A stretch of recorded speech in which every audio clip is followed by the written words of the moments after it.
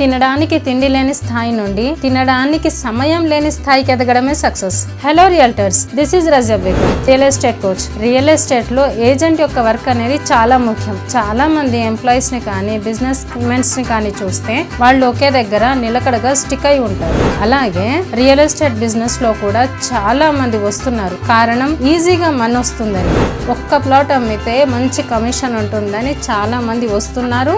Youth job చేసుకునే వాళ్ళు కూడా జాబ్ ని వదిలేసి ఈ ఫీల్డ్ కి వస్తున్నారు. అండ్ దెన్ సక్సెస్ రాక మళ్ళీ వెనక్కి వెళ్ళిపోతున్నారు. రియల్ ఎస్టేట్ ఏజెంట్ ఎలా ఉండాలి అనేది ముందు నేర్చుకోవాలి. క్లయింట్ కి అందుబాటులో ఉండాలి. క్లయింట్ డీలింగ్ స్కిల్స్ నేర్చుకోవాలి. ఎదిగే మనస్తత్వం ఉండాలి. ఎదుటి మనిషి నో చెప్తే దాన్ని పాజిటివ్ గా తీసుకునే గుండె ధైర్యం కావాలి. రియల్ ఎస్టేట్ ఏజెంట్ ని లిస్టింగ్ ఏజెంట్ అని కూడా అంటారు ఫ్రెండ్స్. నువ్వు ఈ రోజు ఏంటి అన్నది ఇంపార్టెంట్ కాదు, రేపు నువ్వు ఏంటి అన్నది ముఖ్యం. రేపు నువ్వు ఎంత సంపాదించాలి, అసలు నీ పర్పస్ ఏంటి, నీ గోల్ ఏంటి అన్నది ఫస్ట్ తెలుసుకోండి. అప్గ్రేడ్ అవ్వండి. పాయింట్ నెంబర్ 1, పాత క్లయింట్స్ తో సన్నిహితంగా ఉండండి. చాలా మంది ఏజెంట్ చేసే చిన్న మిస్టేక్ ఇది. ఒక్కసారి ప్రాపర్టీ సేల్ అయిందంటే చాలు, వాళ్ళని మర్చిపోతారు. అలా మర్చిపోకండి. ఒక హ్యాపీ కస్టమర్ ఇంకొక హ్యాపీ రిఫరల్ ని తప్పకుండా ఇస్తాడు. ఓల్డ్ క్లయింట్స్ ని ఎప్పుడూ మర్చిపోవద్దు. And more over festival times లో వాళ్ళకి ఒక గ్రీటింగ్ కార్డు, విషెస్ లాంటివో ఏదన్నా మెసేజ్ లాంటిదో పంపిస్తే వాళ్ళ రిలేషన్షిప్ బాగుంటుంది. పాయింట్ నెంబర్ 2, ఎల్లప్పుడూ సేల్స్ పైన దృష్టి పెట్టకండి. అందరూ ఫస్ట్ సేల్స్ పైన ఫోకస్ చేస్తారు. అది స్టార్టింగ్ లో వర్క్ నేర్చుకునే వరకు ఉండాలి. ఒకసారి సేల్స్ మీకు స్టార్ట్ అయినాక సేల్స్ తో పాటు టీమ్ ని కూడా బిల్డ్ చేసుకోవాలి. టీమ్ ద్వారా మీకు రెస్పాన్సిబిలిటీ ఆటోమేటిక్ గా ఇంక్రీజ్ అవుతుంది. క్యాడర్ వైజ్ ప్రమోషన్స్ వస్తాయి. కమిషన్ ఇంక్రీజ్ అవుతుంది. పాయింట్ నెంబర్ 3, క్లయింట్ తో ట్రాన్స్పరెన్సీగా ఉండండి. ఏజెంట్ చేసే ఇంకొక మిస్టేక్ ఇది. ఈ మిస్టేక్ ప్రొఫెషనల్స్ చేయరండి. ఇక్కడ క్లయింట్ తో ట్రాన్స్పరెన్సీ మెయింటైన్ చేయడం గురించి నేను ఒక రియల్ స్టోరీని చెప్పాలనుకుంటున్నాను. ఒక ఏజెంట్ దగ్గరికి ఒక క్లయింట్ వచ్చాడు ఓపెన్ ప్లాట్స్ కోసం.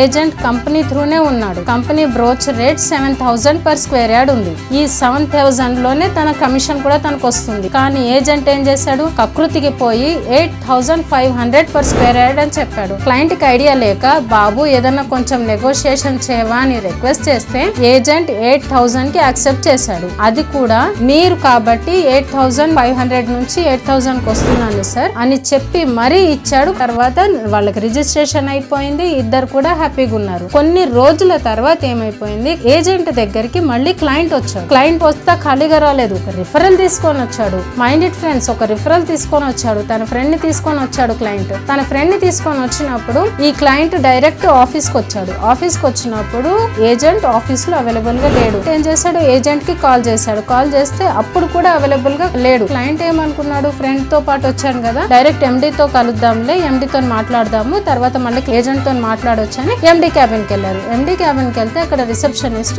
సార్ కొంచెం వెయిట్ చేయండి, ఎండి గారు బిజీగా ఉన్నారు అని చెప్పి వీళ్ళని సోఫాలో కూర్చోబెట్టాను. అక్కడ సోఫాలో కూర్చున్నాక అక్కడ టీపాయ్ అనేది ఉంటుంది కదా, టీపాయ్ మీద బ్రోచర్స్ ఉంది. క్లయింట్ బ్రోచర్స్ చూశాడు. బ్రోచర్స్ పైన 7,000 per square yard అని అక్కడ రాసి ఉంటే వెంటనే రిసెప్షనిస్ట్ ని పిలిచి అమ్మాయి ఇట్రా అనేసి పిలిస్తే అమ్మాయి వచ్చింది. ఎన్ని రోజుల నుంచి ఇక్కడ నువ్వు వర్క్ చేస్తున్నావు అమ్మా అని అంటే, సార్ నేను 2 years నుంచి వర్క్ చేస్తున్నాను సార్ అని స్మైల్ తో చెప్పి. అప్పుడు క్లయింట్ అడిగాడు, 2 years నుంచి నువ్వు ఇక్కడ వర్క్ చేస్తుంటే 7,000 per square yard ఎప్పటి నుంచి నడుస్తుంది, ఇంకా కూడా ఉందా ప్రైస్ అని అడిగాడు. అవును సార్, ఇది 7,000 ప్రైస్ అయిపోయి 9 months అయింది. 9 months నుంచి దీంట్లో ప్రైస్ 7,000 నడుస్తుంది అని అమ్మాయి చెప్పింది. అమ్మాయి చెప్పినప్పుడు ఆ క్లయింట్ పరిస్థితి ఏంటి, తను పే చేసింది 8,000 per square yard, registration charges extra pay చేశాడు. అప్పుడు తనకి ఎంత లాస్ వచ్చింది. అప్పుడు తను ఎవరిని అడగాలి, క్లయింట్ ఏజెంట్ ని అడగాలా లేకపోతే కంపెనీని అడగాలా? ఏజెంట్ ని నమ్మాలా నమ్మొద్దా? ఇప్పుడు ఒక ప్రొఫెషనల్ ఏజెంట్ ఇలాంటి ప్రాబ్లమ్ ని క్రియేట్ చేశాడు. అబద్ధాన్ని కప్పిపుచ్చామంటే దానితో పాటు 100 అబద్ధాలు ఆడాల్సి వస్తుంది.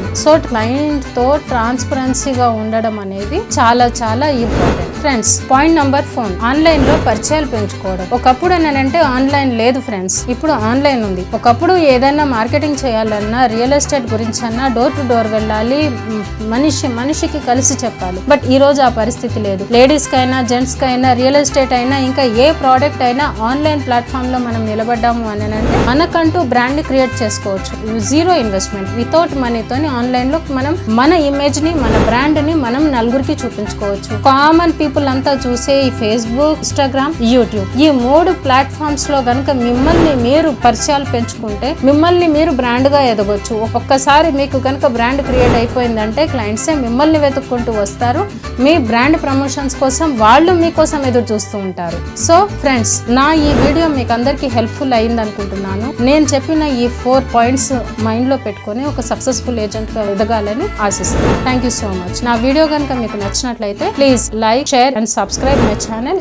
Thank you.